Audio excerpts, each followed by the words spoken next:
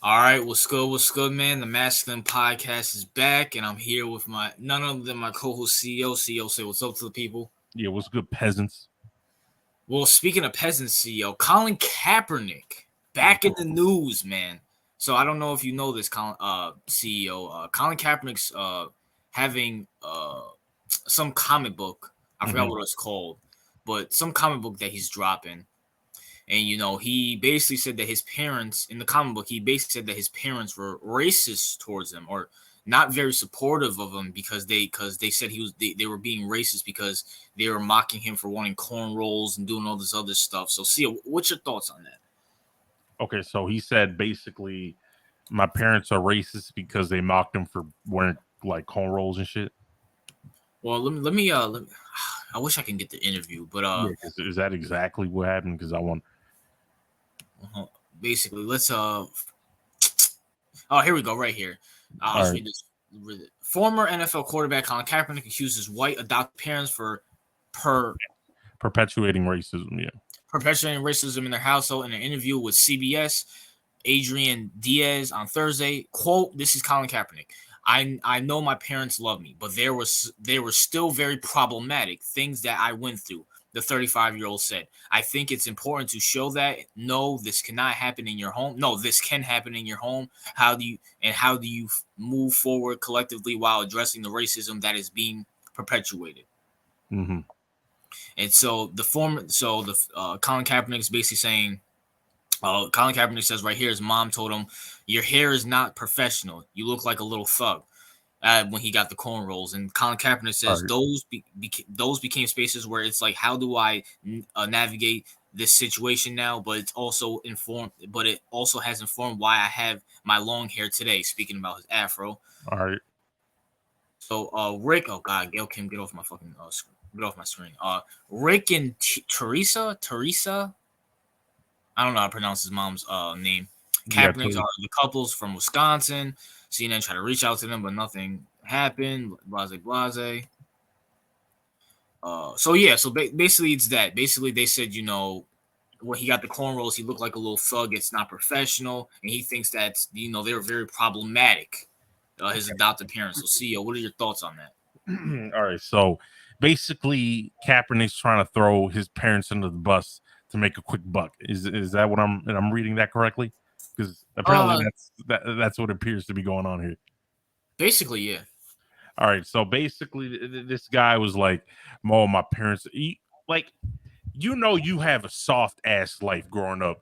If you have, if your biggest concern was your mother telling you, I don't like that hairstyle, change it. Like this man was like this is the shit I had to navigate through. Like this nigga act like he was in some kind of like child labor camp or some shit. Like the fuck." Like this man's crying because his hair wasn't deemed professional by his parents. Do you know how many black moms probably tell their black sons not to have certain hairstyles because they also deem that shit unprofessional? Well, here's my thing, Kaepernick, bro. Here's my thing, bro. You must have agreed with them because before you went woke, your hair used to be always cut. Yeah. So I mean, like, and by the way, CEO, I'm not trying to play the interview because I don't want to get copyrighted. But he also said that his biggest idol was he loved Allen Iverson growing up, and he wanted to be in touch with his black side, so that's why he got his cornrows. So he thinks being black is having cornrows and shit. She and then he talks about perpetuating racism and shit, dumbass. And fucking stereotypes. But the whole point is this: if you guys still support him, if you guys go out and buy this book, you're idiots.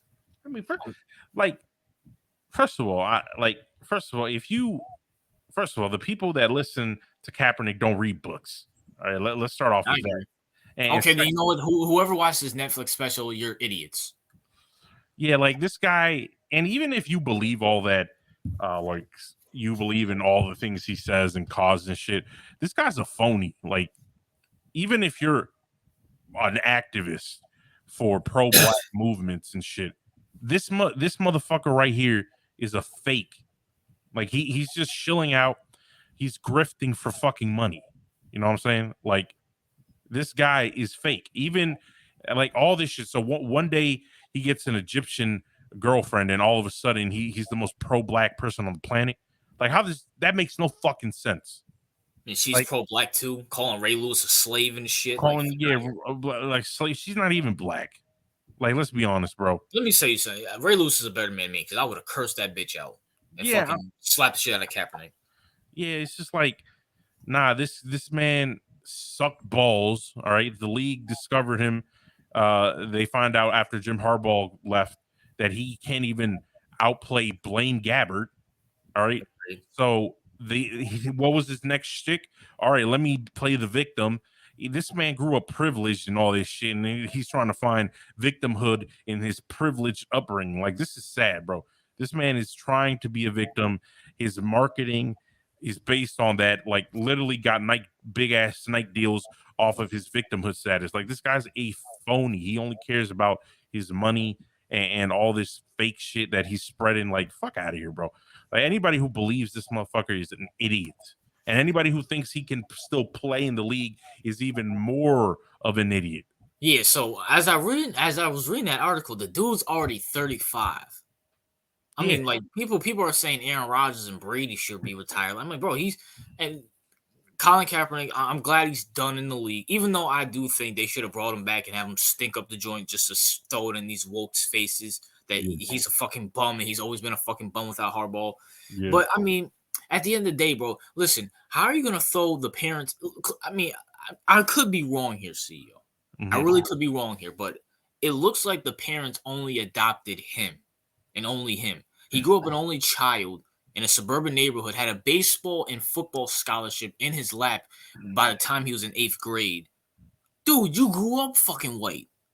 And you're calling them racist? I mean, where was this back in the Super Bowl when you were hugging them and congratulating them, saying you love them and shit?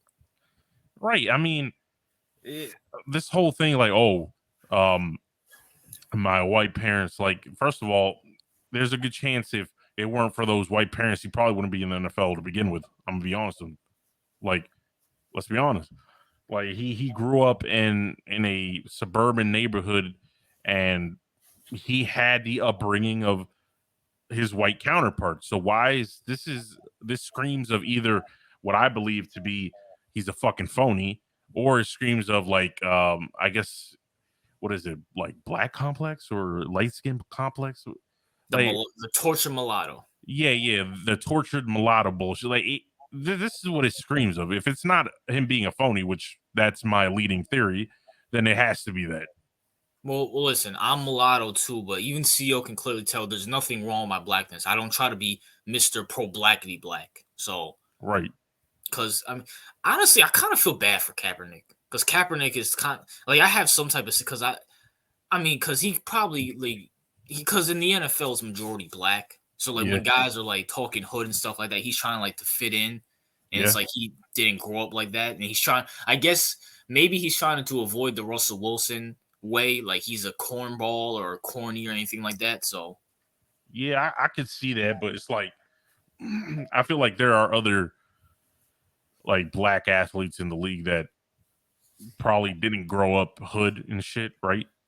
And they have no problem navigating the NFL, and they're well, not cornballs like fucking Russell Wilson. honestly, CEO, we can't even say that because at the end of the day, bro, John Morant grew up just like Kaepernick. Just only difference is he's actually black and he's trying to act like he's hood. So Yeah, it's just people thinking that, and it's funny because they always talk about racism and all this shit, but then they want to attach, like, blackness with, like, literally the worst aspects of society. Like, it's yeah, fucking like, bro, retarded. like, can I? And before we wrap this up, can I just want to say this? Kaepernick swears up and down he's black. He's blackity black. He's Malcolm X reincarnated. He dresses up like a Nigerian. He dresses up like a African or Nigerian stuff like that. But then gets cornrows. I'm like, dude, you do realize if you go to Nigeria with cornrows, they're gonna fucking roast you up. That's not part of their culture.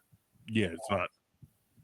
So Kaepernick, go away, bro. Ness Nitty, you been should have fucking went away. It's always fuck Ness Nitty for what she said to Ray Lewis. I will never fucking and Kaepernick, you're a bitch too. I would have slapped the shit out of my girl if she ever said some dumb shit like that. But CEO, what's your final thoughts on Kaepernick and all this? Um, yeah, Kaepernick's a perfect example of when you let females run your brand. All right, crash it right into the fucking ground. Fucking Also, dumb. can we also say God bless for that child that he has now? Because since the simple fact that Nestini's running everything, that child's gonna grow up so fucked up, and I kind of feel bad for him. Oh hell yeah. Oh So hell yeah. Definitely. that's our thoughts, man. What are your CEOs? Anything you want to say to the people? You mean the peasants? Yeah. No. All right. Well, Masculine Podcast out.